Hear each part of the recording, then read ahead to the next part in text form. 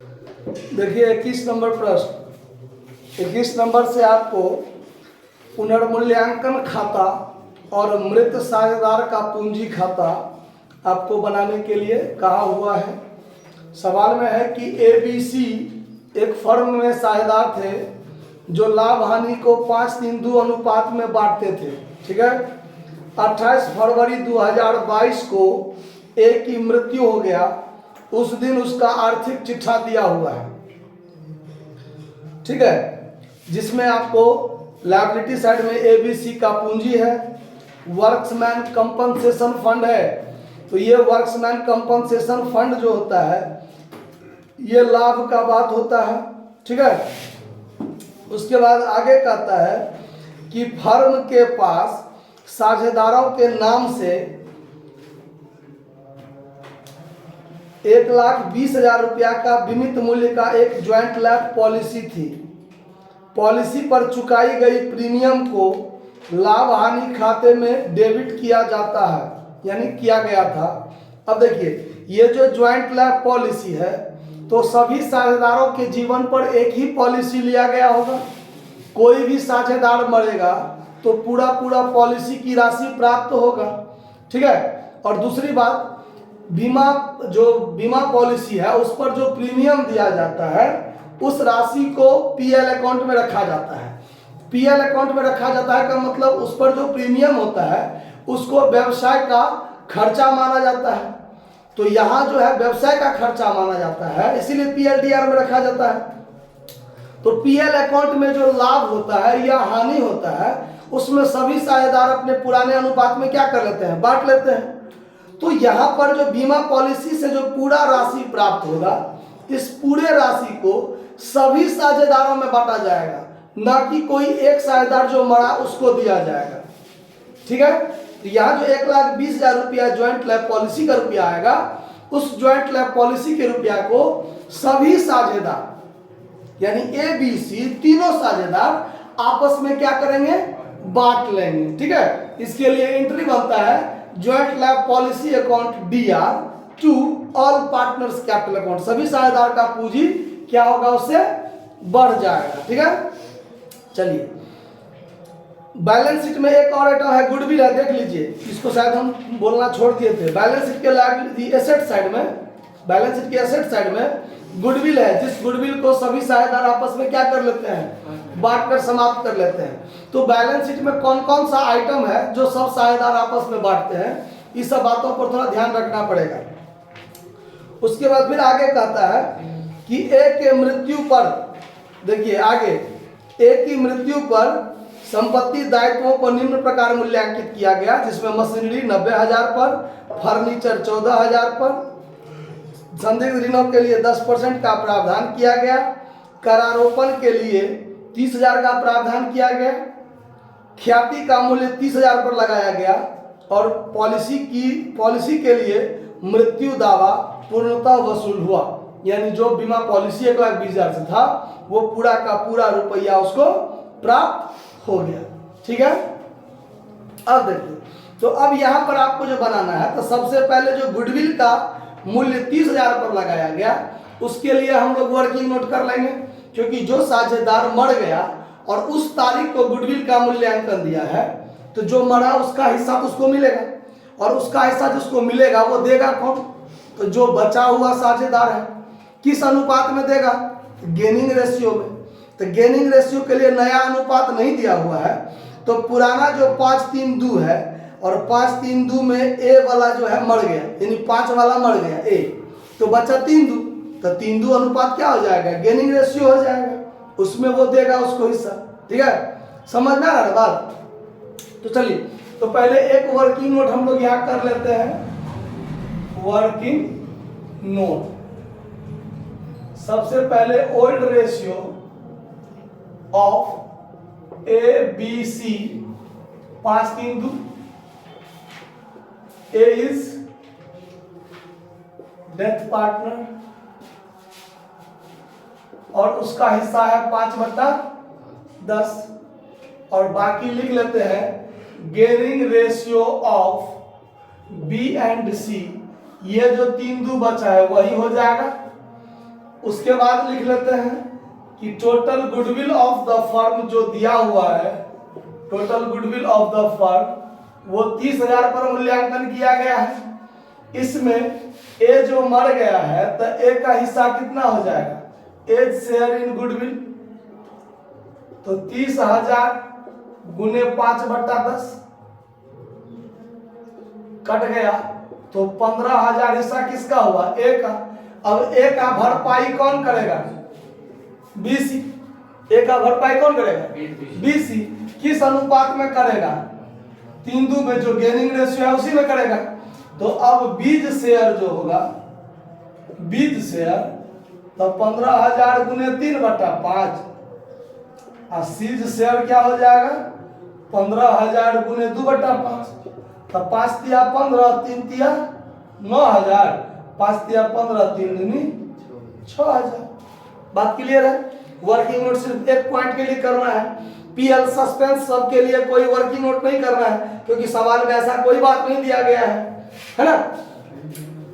करना क्या है, अब आपको रिवैल्यूएशन अकाउंट बनाना है। देखिए रिवैल्यूएशन क्या क्या बोले, कोई कष्ट है इसमें? गुडविल तो 12,000। कहाँ गुडविल, अरे वो गुडविल नहीं, ये यही है, आप कंफ्यूज होते हैं। ये जो एडजस्टमेंट में दिया है पॉइंट नंबर 4, ख्याति का मूल्य 30,000 लगाया गया है, यानी जब साझेदार मरा वो बैलेंस शीट में जो 12,000 गुडविल है उसको तो सब साझेदार पुराने अनुपात में बांटकर अपना पूंजी को कम करेंगे। समझ में आया बात। और जिस तारीख को वो मरा है उस तारीख को जो ख्याति का मूल्यांकन किया गया है उसमें उसका हिस्सा मिलेगा उसको, और वो देगा बचे हुए साझेदार गेनिंग रेशियो में। और वो जो बैलेंस शीट में गुडविल पहले से मौजूद है उस गुडविल को सभी साझेदार, देखिए गुडविल कोई वास्तविक रूप रंग आकार प्रकार होता है नहीं होता है, लेकिन बैलेंस शीट के एसेट्स में साझेदार गुडविल रख दिया है। इसका मतलब कि गुडविल एक अदृश्य संपत्ति है, उसका कोई सिर्फ मूल्य लगा के आप रख लिए हैं, लेकिन वो होता तो कुछ नहीं है देखने में। अगर आप एसेट साइड में आप उसको रखे हैं, इसका मतलब साझेदार अपना एसेट्स बढ़ाया, तो जितना से एसेट्स बढ़ाया उतना से अपना पूंजी भी बढ़ा लिया, उतना से अपना क्या कर लिया, पूंजी बढ़ा लिया। तो जब साझेदार मरा या फर्म का विघटन पुनर्गठन होता है उस समय में बैलेंस शीट में जो गुडविल होता है उसको सभी साझेदार अपने पुराने अनुपात में बांट करके समाप्त करते हैं। तो एसेट समाप्त होता है, इधर से पूंजी समाप्त होता है। समझना रहा बात। तो वो चीज होता है। तो ये 30,000 है, जब वो रिटायर किया या मरा उस समय का ये गुडविल है, उसमें उसको मिलेगा। देगा कौन, तो बचा साझेदार। कैसे, तो गेनिंग रेशियो। ठीक है, चलिए अब रिवैल्यूएशन अकाउंट आपको बनाना है। तो रिवैल्यूएशन अकाउंट में क्या सब बात है उस पर ध्यान दीजिए। पॉइंट नंबर पहला कि मशीन 90,000 पर मूल्यांकित हुआ है और मशीन का दाम बैलेंस शीट में देखिए 70,000 था, तो उसका मूल्य 20,000 क्या हुआ, बढ़ गया। तो बढ़ गया तो क्रेडिट में लिखेंगे बाय मशीन।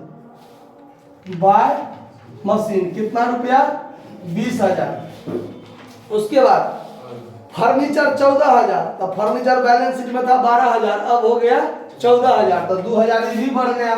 तो बाय फर्नीचर कितना, 2,000। उसके बाद संदिग्ध ऋण के लिए 10% प्रावधान। तो संदिग्ध ऋण के लिए प्रावधान होता है देनदार पर, और देनदार है 30,000 का, तो 30,000 का 10% 3,000। तो ये हो जाएगा डेबिट साइड में रिजर्व फॉर डॉटफुल डेब्ट्स कितना रुपया, 3,000। उसके बाद करारोपण के लिए 30,000 यानी provision for tax to provision for tax कितना रुपया, 20,000 है, 30,000। यहाँ पर 30,000। बात हो गया खत्म, अब कुछ नहीं है रिवैल्यूएशन में जाने वाला। ठीक है, तो अब यहाँ देखिए ये हो गया 33,000 डेबिट साइड में, इधर भी 33,000 लिखेंगे, और जबकि क्रेडिट साइड का जोड़ है 22,000, तो इधर 11,000 का क्या हो गया आपको, लॉस। जो लॉस कौन बांटेगा, तो ऑल पार्टनर्स कैपिटल अकाउंट, ये लॉस हो गया। इसको ए बी सी बांट लेगा। तो कैसे बांटेगा? 10 से काटेगा तो 5500, 3300, 2200 यही हो जाएगा। समझ आया बात? अब हम लोग बनाएंगे डेथ पार्टनर्स कैपिटल अकाउंट, यानी डेथ किया है कौन? ए। तो सबसे पहले एज कैपिटल अकाउंट बना लेते हैं। इसके पीछे में लिख देते हैं कि ये क्या किया है? मर गया। Debit credit. और फिर यहां बनाएंगे रिमेनिंग पार्टनर्स या कंटिन्यूइंग पार्टनर्स कैपिटल अकाउंट आप लिख सकते हैं। तो रिमेनिंग पार्टनर्स कैपिटल अकाउंट, इसमें तो दूगो साझेदार है तो दूगो का नाम होगा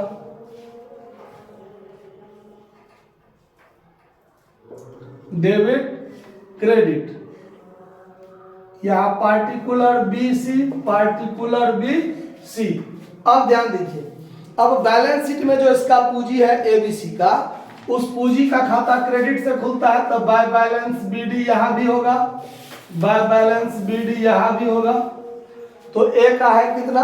24,000। ए का है आपका पूंजी 24,000, बी का 32,000 और सी का भी कितना है?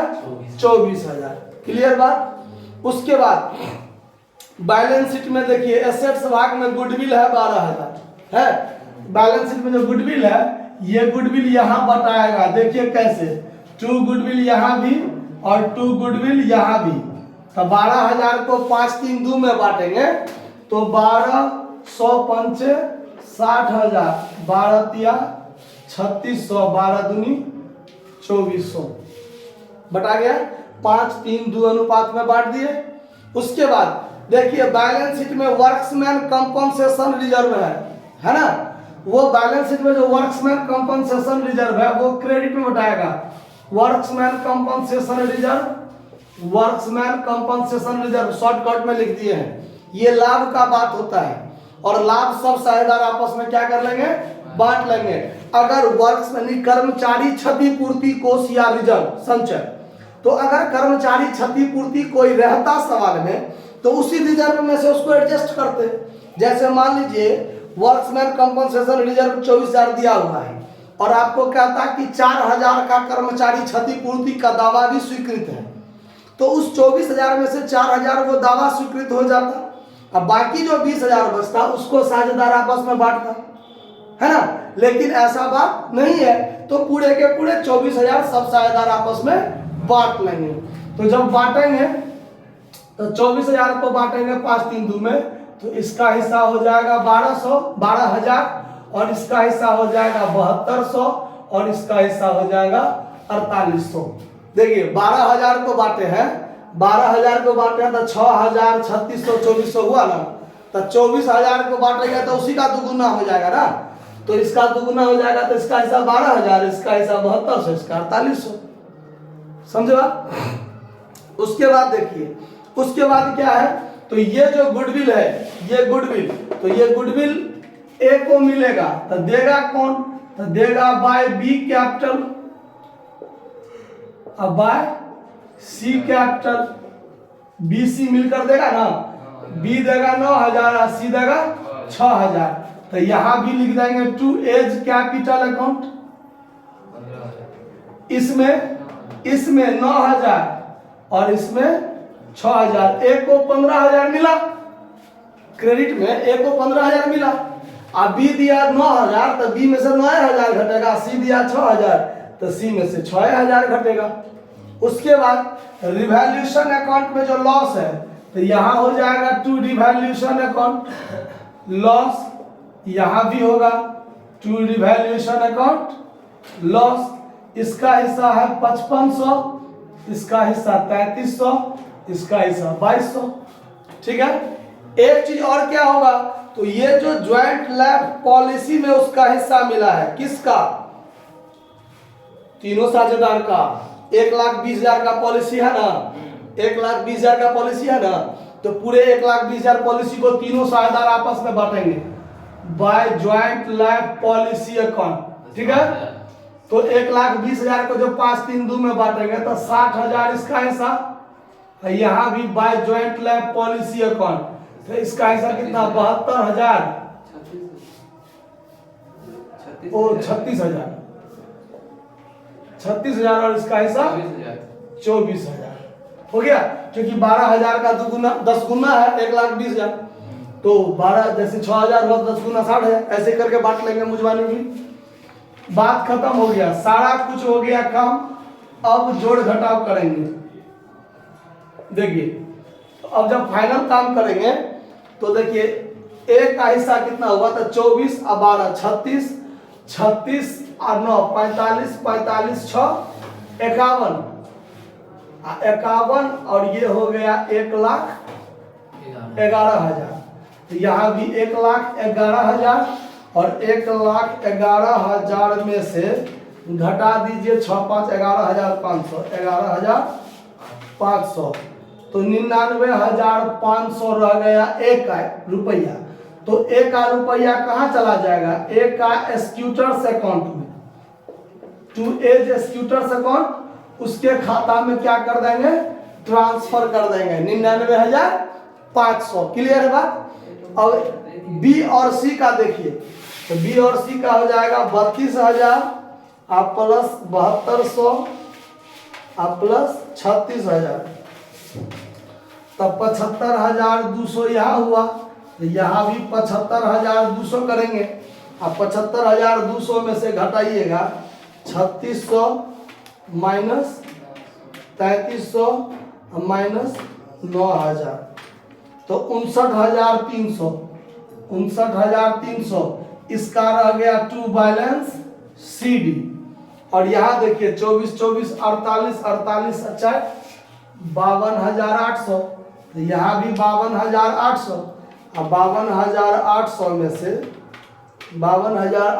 से 2400 घटा दीजिए, फिर 6 2 8,200 घटा दीजिए, 42,200 इसका CD रह गया।